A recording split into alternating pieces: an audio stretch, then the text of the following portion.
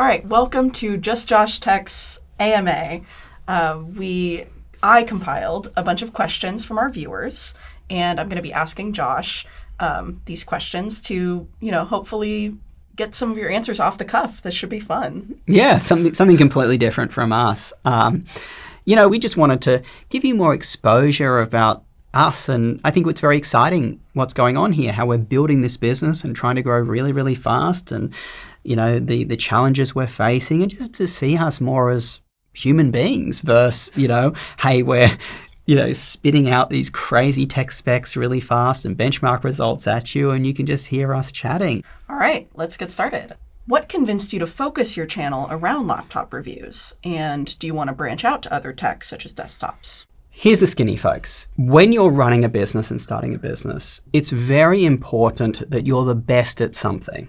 If you're to grow a business, you want to be the number one. If you think about it, if you ask a friend, where should you go to find which laptop to buy, right? They're most likely going to tell you their top one or two. They're not going to tell you laptop reviewer number 8 or 9, right?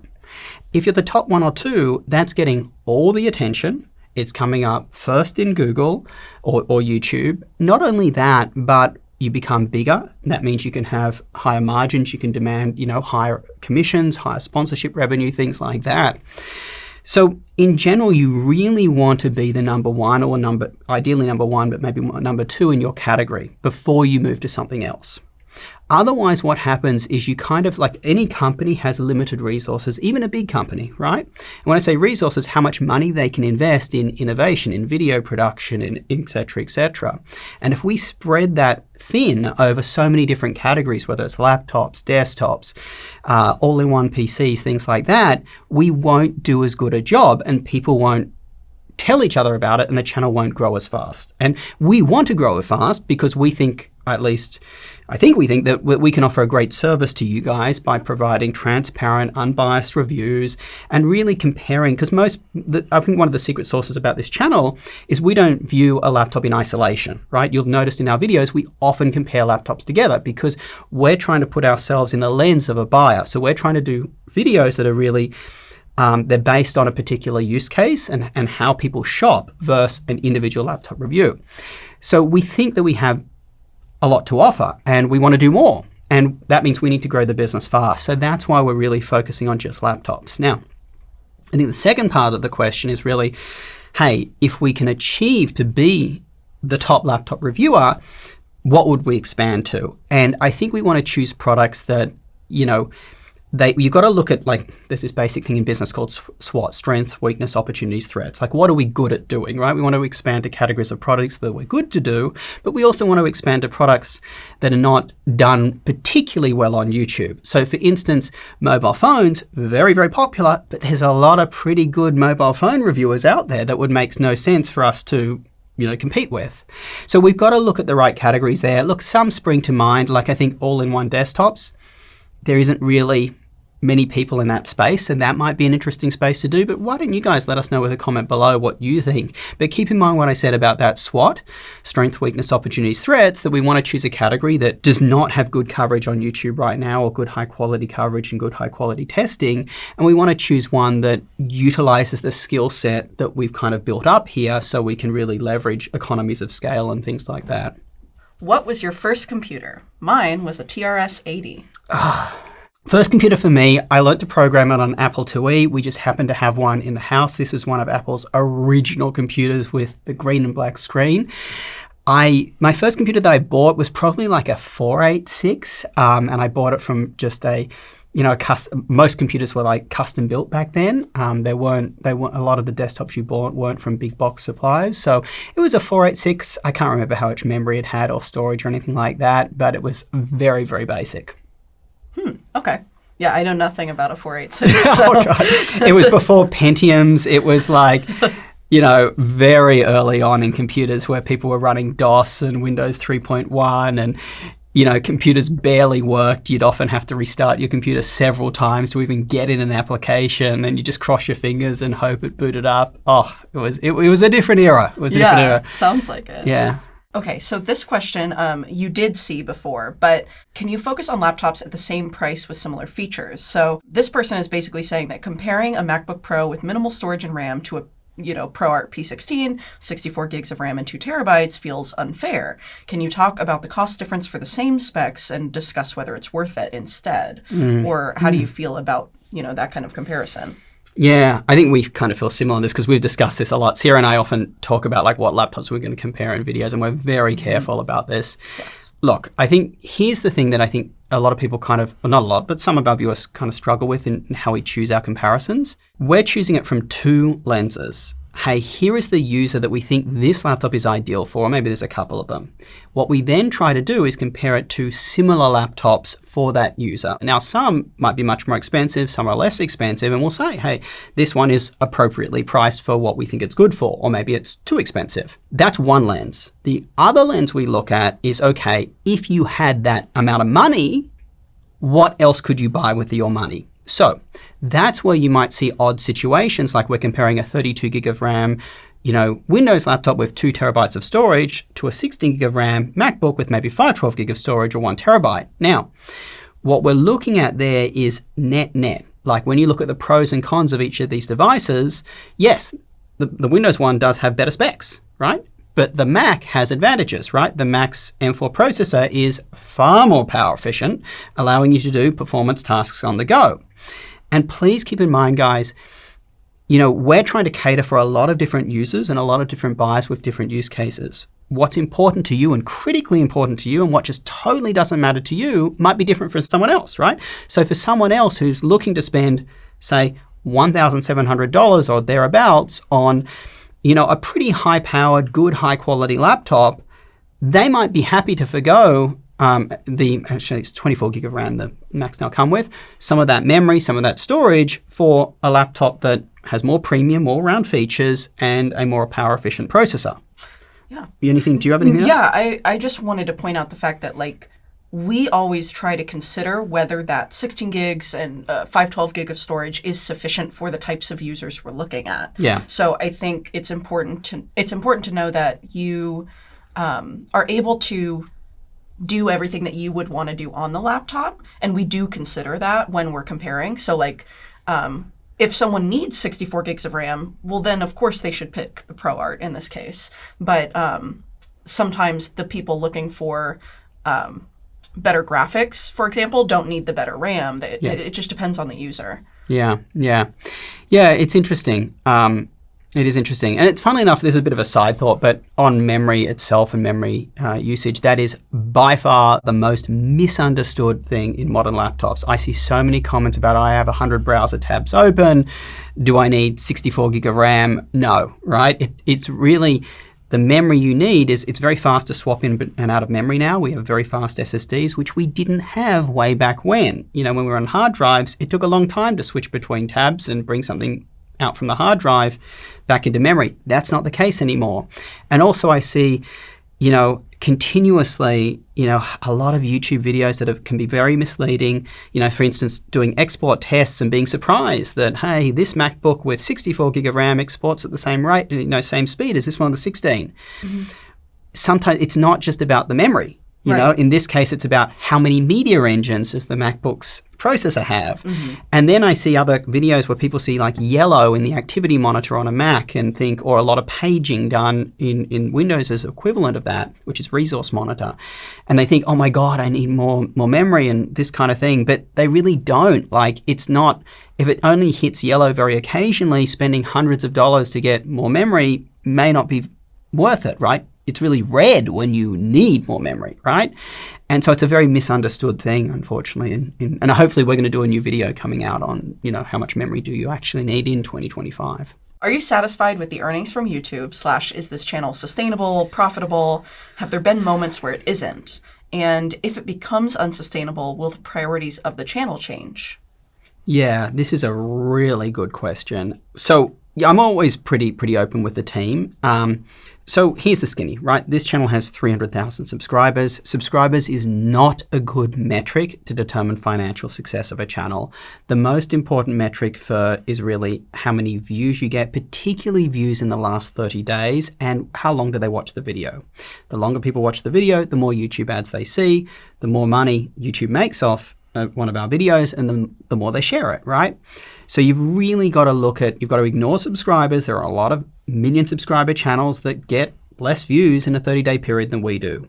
We're relatively high on that metric. So, I would say we're probably more akin to maybe a 400,000 or 500,000 subscriber channel than a 300 in that sense.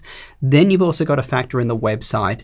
I don't think there are many YouTubers out there that have a really big website supporting them like we do here. So with that said, our staffing levels are probably higher than you would expect for a channel of our size if you just look at subscribers. You'd probably expect maybe 2 people working full-time on a 300,000 subscriber channel if it was just that. That all being said, last year we were profitable, but there was a couple of buts, right? We weren't in a nice office like we are now. We were more using some space in my house.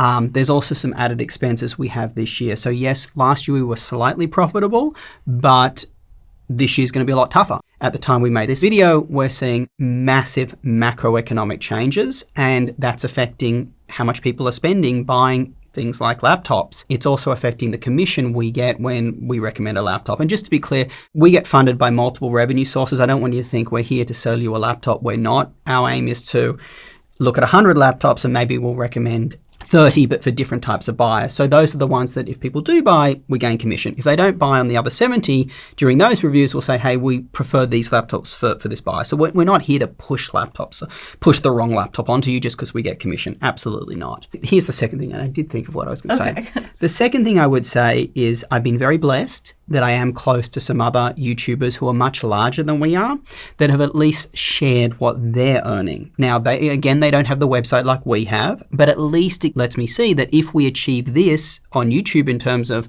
how many views we get in the past 30 days and things like that, I know what revenue to expect. So I know that, hey, if we get to this point, we will absolutely, cover our costs, be profitable, etc. So that's been very helpful. So, back to the question, am I happy with revenue? No, of course we'd like more because we want to grow faster. We want to produce better content for you, more exciting content, of course. We're always looking for changes and to improve and to better ourselves. And that same goes to what content we cover, right?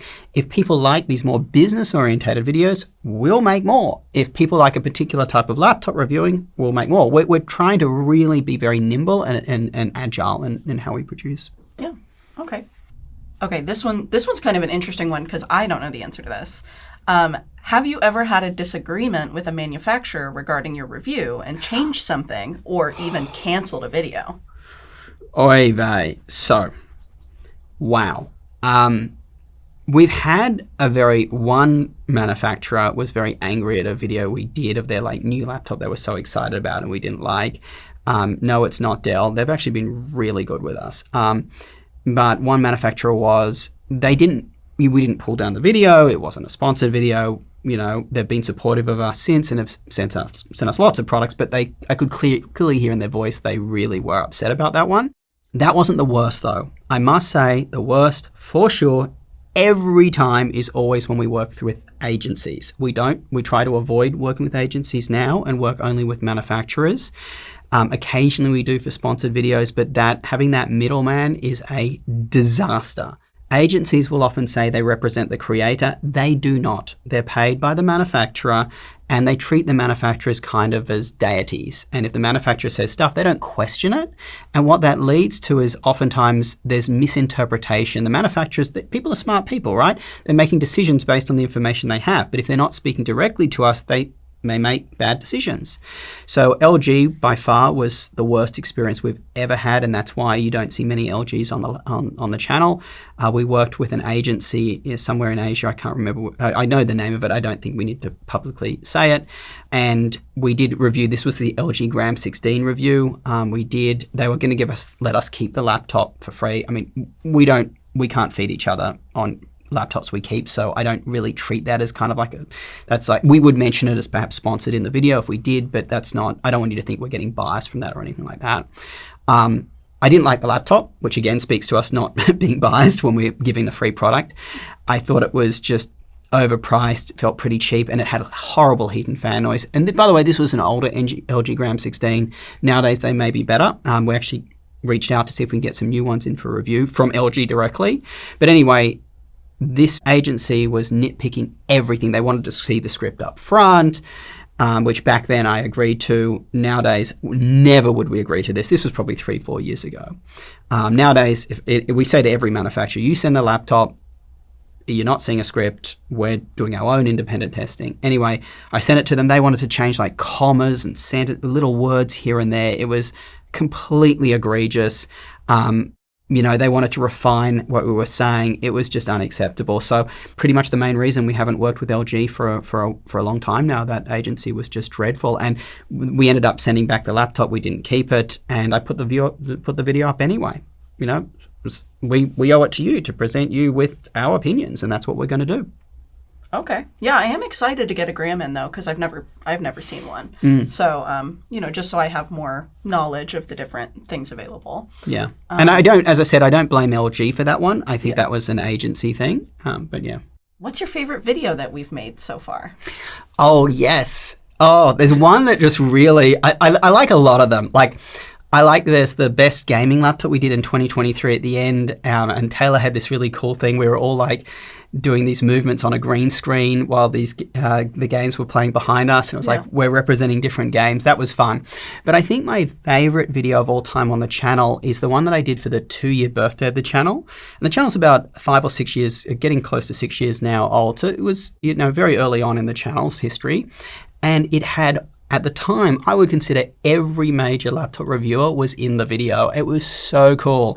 We had Dave 2D was in, and Matt Monis was in, Jared was in, and it was just Eva from Hardware Canucks was in and all that. And it was just really nice that the whole community came together to support the channel, which was obviously quite small at the time. And I think the icing on the cake for me was originally Lisa from Mobile Tech Review. She was like, no, I don't want to do it, because the context of the video was like, hey, what laptop is your favorite that you actually use? Like what laptop the laptop reviewers use. And she was like, hey, I don't like to kind of I really want to be, each buyer is different based on their needs. So I don't want to be, put that opinion forward.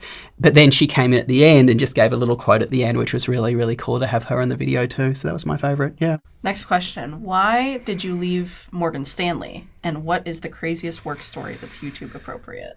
Wow, that's a big one. So a year and a half ago, or about 2 years ago actually, I resigned from Morgan Stanley. I'd been there for 13 years and I'd been working in banks for 20 years. And just so you get a little bit of context here, my background is technology, computer science. I then did an MBA in business, and that's really the role I sat at in the bank, right? So I was kind of, I led a department. I was a managing director, which is their highest titled level, and it really looked after tech product management. So my group was responsible for the banking capabilities on their mobile app website that you guys, you probably use every day on the banks that you're using, right? Moving money, applying for loans, that sort of thing. Why did I leave? There were many reasons, right, to leave. I had a fantastic job and I had a great time at Morgan Stanley.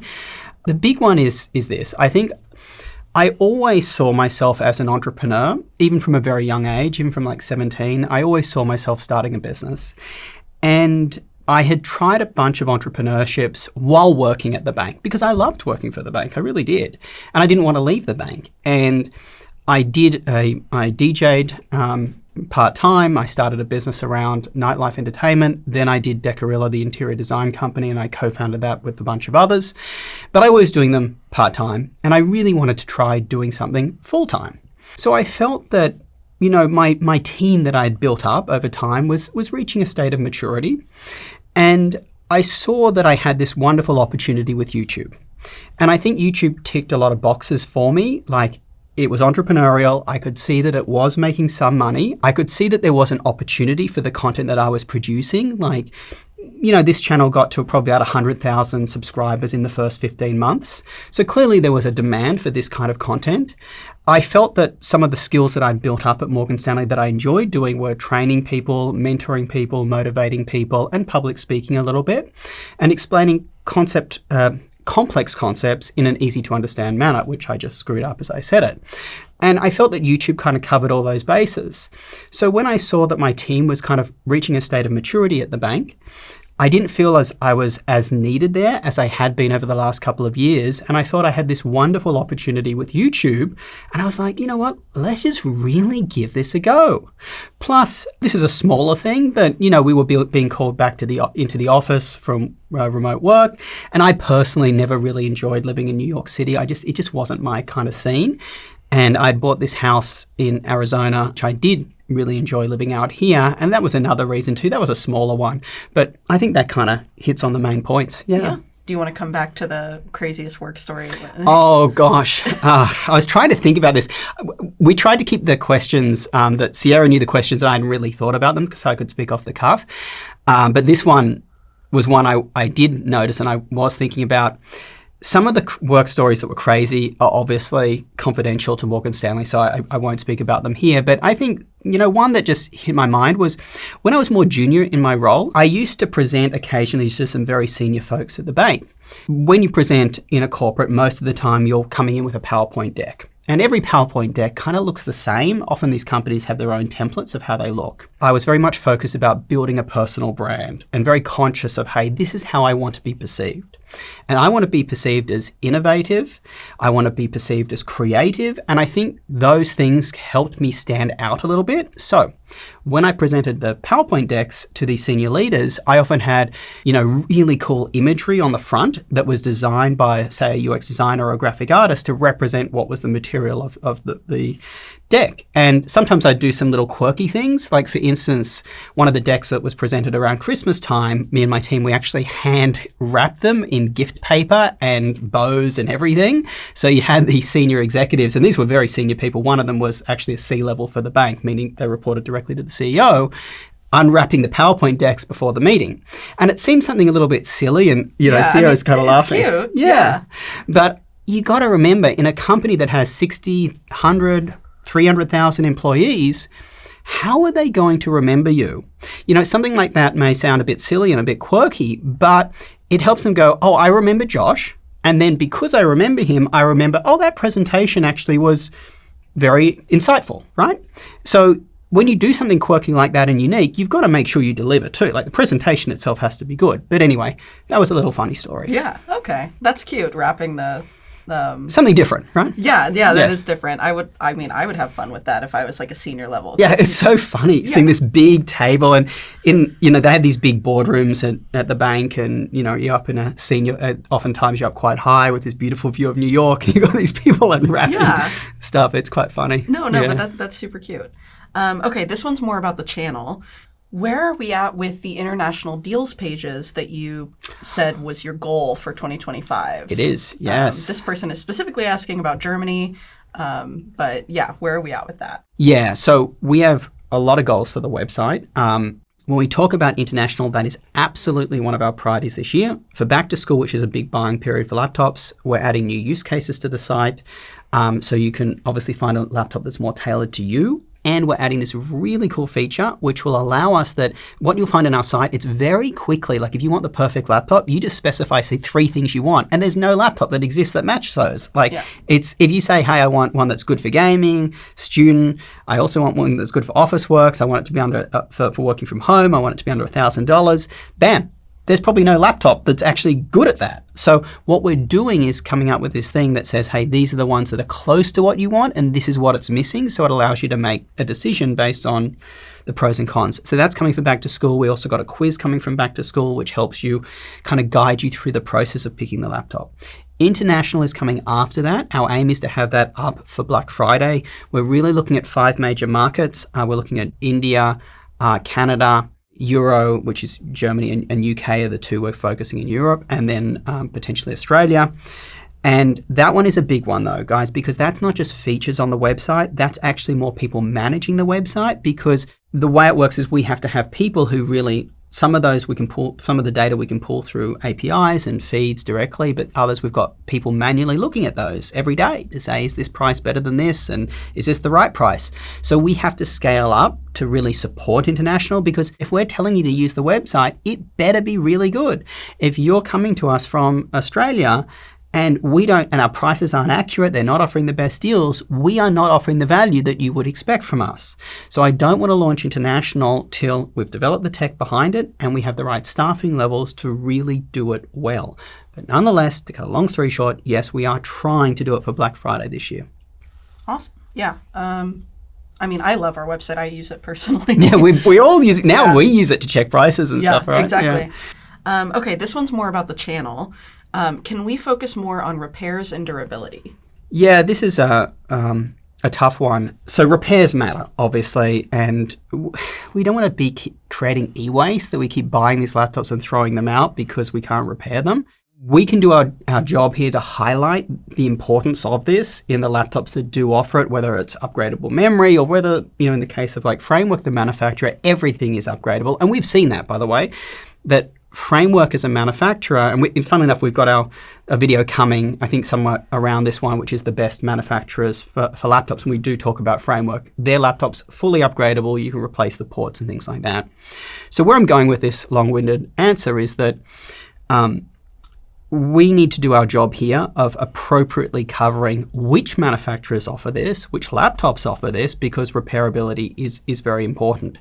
That being said, and hopefully, by the way, that influences manufacturers to focus a bit more on this. But I think there isn't a huge amount that we can do other than that. So that's what I would say there. Durability is really tough. In fact, in the video we've recently done on the best laptop manufacturers, we didn't have a durability section because here as laptop reviewers, unfortunately, and I'm always honest with you guys, even though we use the laptops for everything we do, video editing, everything, we just don't use them long enough as an actual buyer would. A buyer would keep them for 3 years, 5 years. So it's very hard for us to kind of give a fair assessment on how durable they are. The other thing that gets me is when a manufacturer produces 100,000 laptops, it's very easy for 10 to 20 lemons to slip in and 10 to 20 become horrible Reddit posts. And if you're only reporting on one of them, it's not statistically significant. Right, yeah. Yeah, to really give an assessment. So I don't like reporting on stuff that we're not pretty sure on. So that's why we don't tend to talk durability here. Yeah, I was thinking that if we wanted to approach durability, we would have to have a different testing methodology. We would have to be approaching that specifically. And I think like checking the hinges, checking the trackpad, checking the whatever. And I just don't think we have the machinery for that. That's right, yeah. Like a lot of these manufacturers, they've got robots that are opening and closing the lid, thousands of times. Yeah, exactly. Yeah. So it becomes a bit That's tough. what I was thinking of, exactly. Yeah. I mean, we would love to be able to, but it's just not in scope right now, I think. Yeah, no, I agree. Have we considered reviewing boutique or low-volume laptops like the mini laptops GPD makes? I actually already know the answer to this question. It's funny, we've got a couple of them in the office right now, not from that particular manufacturer, but some boutiques. Yes, we are. What we're planning to do with this one, guys, is rather than do individual reviews of them, because, our reviews are very costly to make, so we've got to choose videos that have a lot of viewership. What we're planning to do is put these in more like best-ofs, like roundup videos. So we're currently working on one which is about mini laptops, so 8 to 10 inch kind of screen sizes, and we're getting a lot of them in, and we're going out and buying some ourselves. So that's one. Similar with these, we might do them for there's a lot of cheap ones out there, so best laptop under $500. That's probably how we're going to look at them. But yes, we are. In fact, that particular company, we spoke to them probably a couple of days ago. Yeah, exactly. Yeah. Okay. I'm not sure how I feel about the mini laptops yet, but... Yeah, Taylor likes them. Yeah, Taylor likes them. Yeah. They're cute. Yeah, they are cute. Yeah. So this one's kind of a longer question. Do you have any insights into AI inference, like what to look for on the hardware side, performance benchmarks, etc.? Basically, how do you judge if a laptop is well suited for something like local LLM-enabled programs making lots of calls? Okay. And I know we aren't experts in the space or anything, but you've done a lot of research. We have, yeah. We've done so. And just to be clear, model training, model inference. Model training is where the model's being trained. It's much heavier on compute than what model inference is, where an already trained model is being used to, say, answer a question in the case of an LLM. To Sierra's point, we've actually spent a lot of time delving into AI on laptops recently. We have a video out on best laptop for AI, which we kind of need to update now because there's been a lot of changes. Yeah.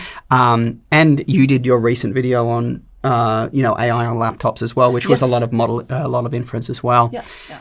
Realistically, the most important thing is VRAM, which is the RAM that the GPU has access to. What we've seen recently, or not so recently, but certainly with Apple CPUs, they have unified memory. And so it's shared memory, which both the CPU can access like system memory and then also the GPU can. There's also a processor called AMD Strix Halo, which it has soldered memory, so it's faster. I made a mistake about that in the video that we did on it, where I said it could be upgraded, but no, it can't. It's soldered memory. So it's faster, but it can have up to, say, 128 gigs. So the first thing you want in terms of model inference, if you're going to do, say, a very large LLM, is you want to be able to fit all that entire LLM into that model into memory. So you need a lot of memory. The next one, of course, is you need fast memory, right? Apple has very fast unified memory, so props to them. And then finally, as I said, you want to be running the GPU. GPUs are designed for really vector operations and operations that GPU is much better suited than a CPU for running AI tasks. So ideally you want powerful GPU, lots of memory, as I said, and fast memory. Now, NVIDIA definitely gives that to you in their higher end GPUs, but they're still pretty limited on memory. And the other thing about NVIDIA, of course, to mention is CUDA, which is it is kind of like, I would say, the de facto industry standard for how most AI is kind of coded. But I would say Strix Halo, the AMD processor, is really good right now to get with a lot of memory. Apple, getting a lot of memory in that, it's going to be very expensive, but you can. And then obviously a high-powered NVIDIA graphics. Those are going to be your best bets. Now, that's for running large AI models, like very large LLMs with lots of parameters. But I think for running smaller tasks, it was interesting because Sierra did some tests recently and found that even the NPUs, which are specifically designed for AI, that are built into some of the local the recent processors, the new Copilot PCs. These are running more simple tasks like blurring your background and stuff like that. That we found that they weren't even using much of the current NPU anyway. I think they used like max 50% of it, but usually around a third. And those, when you look at tera operations per second, which is the amount, it's kind of like the measurement of how powerful they are, they're much less powerful than the dedicated GPUs or the Strix Halo integrated GPU or the Max integrated GPU. So it really depends on what you're running, but if you're doing high-powered model inference, as I said, go with what I said. If you're doing low, just small things, it doesn't matter as much.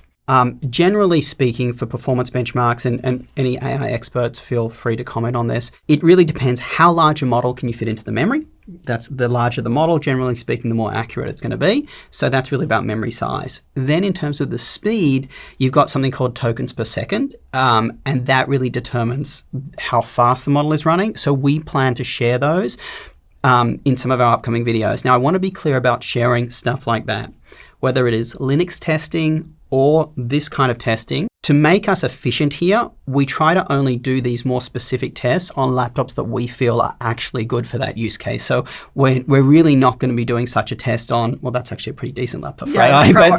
Pro will be fine. Yeah, a laptop that isn't so good for AI. So you will, for laptops we think are good for AI, you will start to see more of these tests from us. Yeah, the Strix Halo was really interesting for that. I thought it was fun to watch the benchmarks we ended up doing on that. Yeah, and we're getting the 128 gig RAM version in, by the way. We needed the 32 gig in that video, so we'll see how big a model it can fit. Yeah. This person says that they love the M4 Pro, MacBook Pro 14, just like you do.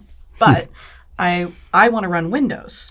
Would you recommend getting the Mac and running Parallels, or is there a Windows equivalent you could recommend? Yeah, so please don't ever buy a laptop if you plan to do run virtualization as your main environment for more than 80-90% of the time, even more than 20% of the time. It's just going to be annoying. Keys aren't going to map properly. It's inefficient because you're putting a layer in between, the native OS and what you're running. It's just a terrible idea. So do not do that. In terms of MacBook Pro 14 equivalents, unfortunately, there aren't any right now. Look, for certain use cases, if you're doing programming, there's some good alternatives, like anything with a Ryzen Zen 5 chip, Ryzen 9 Zen 5 chip is going to be great for you. We've got the Yoga Pro 7, we've got the HP OmniBook Ultra. All are pretty good options. The closest to the M4 Pro chip is probably the Strix Halo chip, which is the new AMD chip. That one is only available in a tablet right now, the Flow Z13. There are some laptops coming with it. There's an HP business laptop that has it, which we're trying to get in. Hopefully we get in it as soon as it's launched. That might be a good equivalent to a MacBook Pro. If you're looking for and when I say that, I'm talking about high-powered CPU, high-powered GPU, right? Then we're probably going to see, as NVIDIA rolls out their new RTX 50 series, a laptop like the ProArt here that she has. It's a small laptop, 13-inch, has a high-powered CPU. It's got a Zen 5 CPU, and it's got a decent GPU. It's 4050, 4060 kind of territory, but it's certainly going to be competitive with a MacBook Pro 14. So I would say something like this, now that I think about it, something like this is probably a pretty good competitor. Yeah, once we get the new 50 series, for sure. Yeah. Or even this one with the 40 series is going to be pretty decent. And then waiting for that Strix Halo chip. But certain use cases may not use the MacBook Pro to their full advantage. And in that case, that's where you could get like that OmniBook Ultra I mentioned, the Yoga Pro 7. It just depends on your use case of what of the M4 Pro, MacBook Pro 14 are you really, what are you utilizing? Yeah, that's right. So that's why some of our videos, guess what? They take a bit of time because we've got to walk you through these use cases and who should get what. Mm-hmm.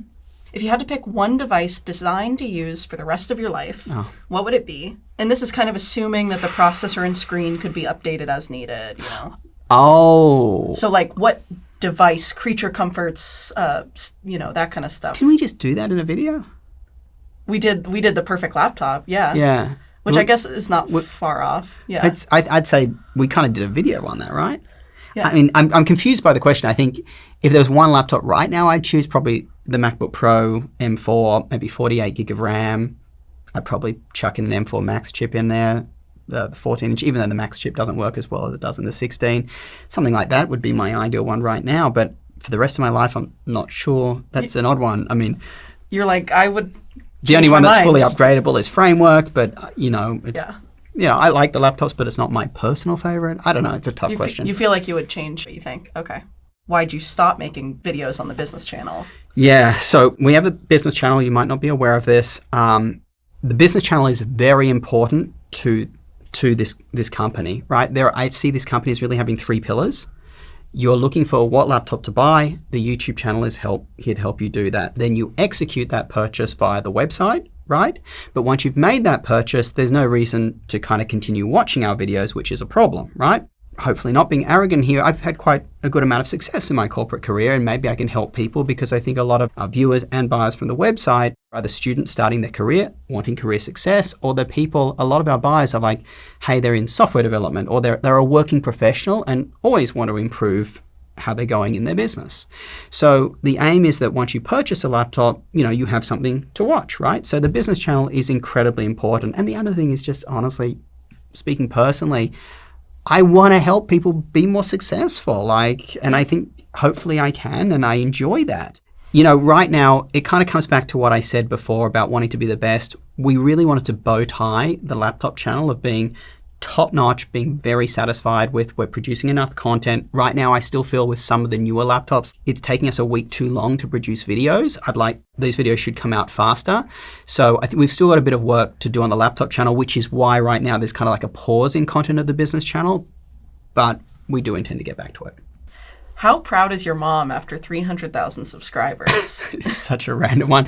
Well, yeah, we often thank our parents at the end of the videos for something nice to do, and I think it shows a little bit of the, who we are here as a channel. I don't think she is definitely not in the market for buying a laptop. I just give her one, and that's the one she uses, but yeah, I think she's proud. Do you have anything else that you wanted to add or anything? No, I think this video has been long enough, guys. If you're still here to this point and you haven't subscribed, come on. You owe it to us at this point. Support the channel. All right. Well, thank you for sitting down with the viewers and answering questions. And thanks for asking me, Sarah. This has been fun. And if you like this kind of video from us, just let us know in a comment below. And till next time, we'll see you later.